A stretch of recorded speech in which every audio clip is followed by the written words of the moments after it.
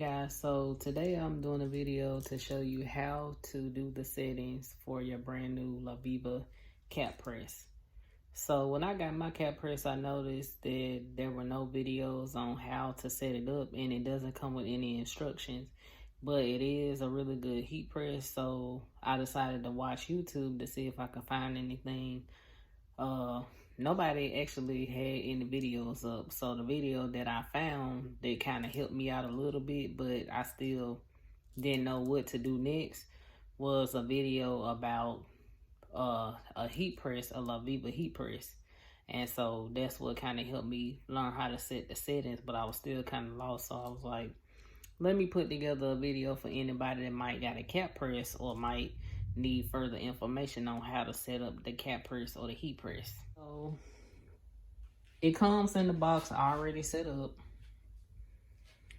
and it comes with the lube on it. Said please remove the lube before you use it, but I really don't think it's necessary, because I feel like with the heat press, once you turning it, like twisting it so much, like tightening the pressure, loosening the pressure when you pressing t-shirts, or you might be pressing, you know, before you press the image on the t-shirt or the vinyl, you might just want to do a light press to get the creases out of the t-shirt.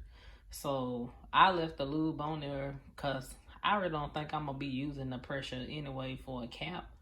Just depending on how tight you want to put it, how tight you want it on there. But to me, it's not really the same as how you will be doing it a lot when you making t-shirts with the So you see the cord, it is this cord. It looks industrial, but it is for a regular socket. It's a 3-prong, and it's got 110 volts, so it shouldn't run your light bill up much, but it's no difference than the plug for the heat press. It just look really industrial, but it's not. I just plugged everything up, but now I'm gonna flip the camera so I can show y'all how to cut it on and how to set it. Cut it on, I just cut it off because I ain't have it plugged in all the way, but you'll cut it on. The on and off switches in the back.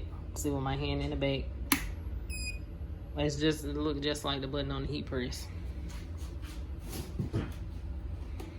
So you can see I got mine set to 30 seconds, 330 degrees. Just like that's the same way how I got my heat press set. So I figured it was about the same. You can do less, just depends. And I know just depends on what type of vinyl you're using. But you know, some vinyls you don't have to have it set as long. So in order to set the temperature and the time, you will do mode.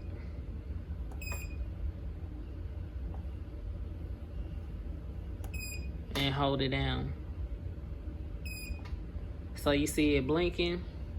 So with that, you can go to the temperature,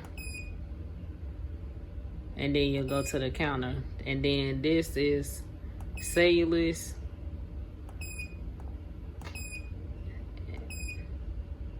Let's go back. Cellulose and Fahrenheit. So right now I got it set on Fahrenheit. So just to show y'all with the time up and down, you see it went from 30 to 31. The temperature 331 to 330. The counter, you can go up, and Fahrenheit do up and down.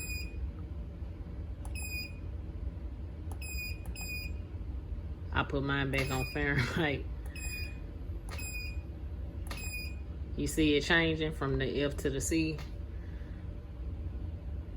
And then this where on the video where I watched, I was like, okay, well, how do you get it to heat up? Because it's not heating up. You have to hit start and stop.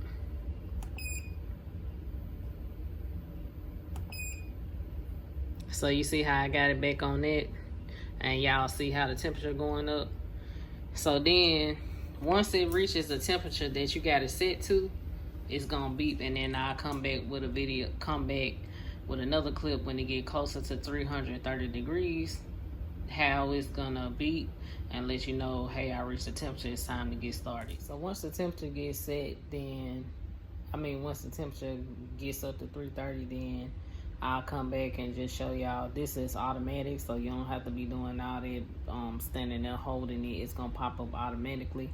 And like I said, when I watched the video, there's no other videos on there, so I really didn't understand. Like, okay, I got it set, now how I get it to work? It's on.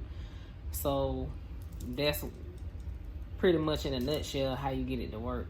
And y'all see how once I got everything set how I want it, I hit start, the start and stop button, the power button, I hit start, and then that's what made the temperature go up. That's the part I got stuck on because ain't nobody got no videos on it. So once it done heating up, we almost there. We at 212 degrees. I'll let y'all hear the beep to let you know it's ready and it's reached the temperature. Okay, as y'all can see, it's moving pretty fast. So we almost there at 330.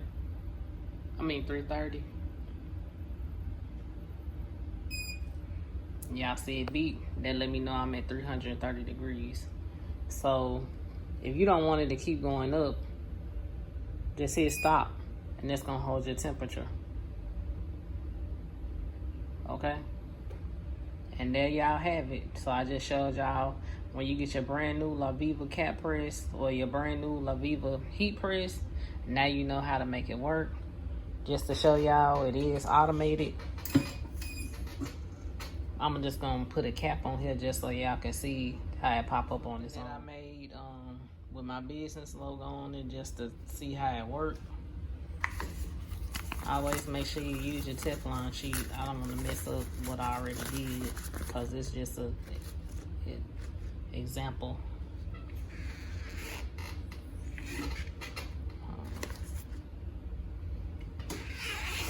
All right, press down and it lock. Y'all see the counter going down, and then as the time runs out, it's gonna start cooling off. It's not gonna get hotter, it's gonna cool off.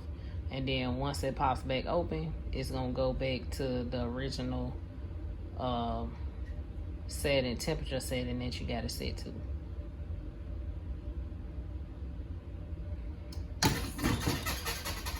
All right, and there you have it, Laviva cap press.